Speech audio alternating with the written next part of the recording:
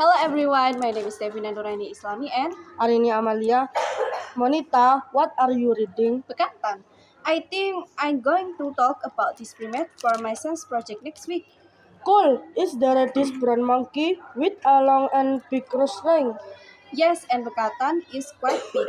Its weight about 6 until 22 kilograms and its height is around 55 to 76 centimeters.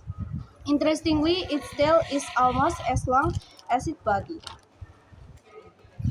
What a tile. Hey, look, the book says Bekantan is a proboscis monkey. Pardon, what? Monkey?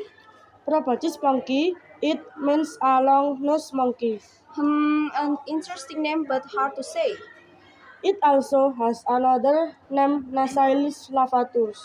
Wait, I should take notes. Bekantan is type of primate. Its common name is Proboscis monkey. Right, thanks, Proboscis monkey. And its scientific name is Nasalis larvatus. Thank you.